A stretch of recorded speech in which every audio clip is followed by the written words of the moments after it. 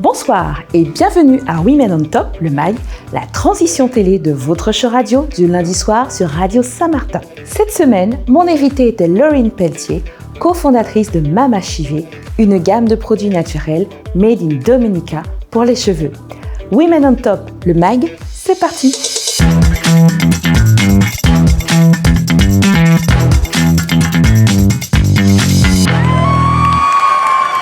Commençons par un résumé des actualités marquantes des Boss Ladies de la Caraïbe. Le 7 novembre dernier, à l'initiative de l'association Femmes au-delà des mers et l'association La Clé, plusieurs femmes originaires des Outre-mer français se sont réunies à la Cité Audacieuse à Paris pour un talk intitulé « Connaissez-vous vraiment les femmes d'Outre-mer ?» Parmi les panélistes, Gisèle Bourquin, présidente de l'association Femmes au-delà des mers, Sarah Manta, de l'association Earthship Sisters, la Guadeloupéenne Dominique Urbino, journaliste et écrivaine, ainsi que Lamia Mounavarali, cofondatrice de l'association Aujourd'hui Citoyenne. Chacune, en fonction de ses origines, a exposé des mots de femmes dites ultramarines, d'hier et d'aujourd'hui, des ouvrages, des initiatives, de l'entrepreneuriat à la culture, en passant par la politique, l'environnement ou les questions de genre. Il a été question de transmission aussi, a expliqué Dominique Urbino sur son LinkedIn. D'ailleurs, j'en profite pour remercier Dominique d'avoir cité mon recueil de poèmes Forme Totale dans son étude de cas. La Guadeloupéenne Mayré Rosa, originaire de Marie-Galante, fondatrice de la plateforme de réexpédition Relais Shop USA, a gagné jeudi dernier le 2e prix de Black Ambitions, une des plus grandes compétitions visant à dénicher des talents entrepreneuriaux noirs et à les soutenir.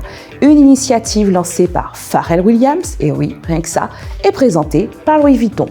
Parmi les 3000 candidats, Mayré Rosa a été sélectionnée dans les 250 semi-finalistes, puis après 3 mois de mentorat, elle a été retenue dans le top 50, puis le top 8, et finalement annoncée comme 2e, avec comme récompense un chèque de 250 000 $ américains à injecter dans son entreprise après avoir pitché et expliqué son activité. Pour rappel, installée à Atlanta depuis 2011, la Marie-Galantaise a développé sa plateforme de réexpédition de colis depuis les USA vers le monde entier. Aujourd'hui, elle est aussi à la tête d'un espace de travail collaboratif qui offre des services innovants à des jeunes entrepreneurs. Bravo à elle! Dans le cadre du Festival d'automne, le Centre Georges Pompidou à Paris met à l'honneur jusqu'au 19 novembre la réalisatrice martiniquaise Eusanne Palcy. Révélée au monde entier avec La rue Cazenègre en 1983, avec moult récompenses, la légende d'Eusanne Palcy a continué à s'écrire aussi à Hollywood, dans le temple mondial du cinéma, en devenant la première femme noire réalisatrice avec un gros budget. En effet, en 1989, avec l'adaptation cinématographique de Une saison blanche et sèche, dont elle est la réalisatrice et pour lequel elle a dirigé Donald Sutherland, Suzanne Sarandon et Marlon Brando, entre autres, Eusanne Palcy devient la toute première femme noire à être réalisatrice grand public à Hollywood. Cette expérience, héritage puissant pour toutes les femmes noires dans l'audiovisuel du monde entier, restera à jamais une source d'inspiration et de motivation. C'est d'ailleurs ce qui lui a valu l'an dernier un Oscar d'honneur. Passons maintenant à la rubrique Let's Talk, une rubrique où je réponds à vos questions. Comment des produits locaux peuvent devenir un atout pour une destination ? Vous avez tous suivi mon voyage en Dominique pour le World Creole Music Festival et beaucoup d'entre vous m'ont demandé sur les réseaux sociaux comment des produits locaux peuvent devenir un atout pour une destination. La fameuse Kalalou Soup, le plat national de la Dominique, la bière prestige haïtienne, certains rhums signature de la Grande Terre, le fameux Bébélé Marie-Galantais ou encore le Guababerry de Saint-Martin sont autant d'exemples caribéens de produits qui sont de facto associés à leur destination d'origine. À mon sens, ils ont en commun d'être profondément ancrés dans l'histoire et la culture du territoire, c'est-à-dire qu'on ne les retrouvera pas forcément ailleurs. Ils racontent une certaine histoire des gens et de la destination et ils ont un fort pouvoir d'identification pour les locaux ou de dépaysement pour les visiteurs. Autrement dit, à mon avis, le maître mot est authenticité. Mais demandons plutôt à mon invitée, Laurine Pelletier, comment Mama Chivé pourrait devenir un produit phare de la destination Dominique. Most definitely, Mama Chivé can be an asset for the future destination Dominica. And I say that because, first of all, Mama Chivé is made by a Dominican woman. And when you use Mama Chivé, you buy local, you promote local. And people everywhere is buying Mama Chivé because Mama Chivé is a good brand, it is a good product, and in the future we want to see Mama Chivé on a big stage because we want to make the Dominicans proud of Mama Chivé and our product. Vous avez une question business? Posez-la moi sur les réseaux sociaux de Women on Top et Caribbean Boss Lady et j'y répondrai ici. L'app of the week, c'est Yuka. Yuka, c'est l'appli prisée des consommateurs. Elle brille par sa simplicité d'utilisation, fournissant des informations nutritionnelles claires via la numérisation des codes barres. 3 points positifs de cette application. Son interface intuitive rend la découverte des produits sains un jeu d'enfant. La base de données exhaustive offre une transparence sur les ingrédients, favorisant des choix alimentaires éclairés. Et aussi, l'application est gratuite. Mais il existe une version premium avec des options supplémentaires pour ceux qui le souhaitent. Il faut également relever quelques hicks cependant. Certains utilisateurs déplorent des évaluations parfois subjectives et des analyses centrées sur la santé uniquement, laissant de côté d'autres aspects comme l'impact environnemental. La base de données n'est pas complète et les petites marques indépendantes sont donc rarement représentées. Il n'a pas d'éducation. Certains spécialistes en nutrition relèvent qu'il serait pertinent d'expliquer pourquoi un aliment est mal noté afin de mieux instruire sur la consommation. Le sucre, c'est mal, oui, mais pourquoi? Malgré quelques lacunes, Yuka demeure une alliée précieuse pour les consommateurs conscients de leur alimentation. Lundi, j'étais donc en direct sur Radio Saint-Martin 101.5 FM avec Laurine Pelletier. Notre conversation téléphonique a été très intéressante. Extrait. So how did Dominica inspire you for the development process? Because we know in the Caribbean we call Dominica the natural island.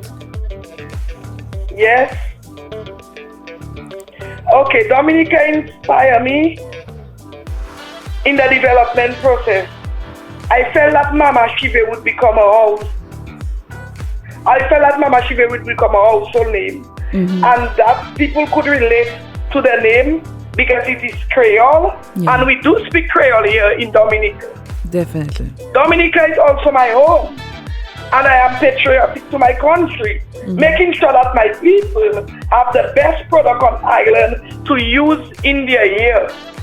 And not only their year, Mama Chivé is for also natural and so for also people that use chemical. Okay, great. Mama Chivé is an artisanal brand. How did you guys go from, let's say, your own kitchen to a semi-half industrial scale? Were you able to count on investors to make this project a reality? No.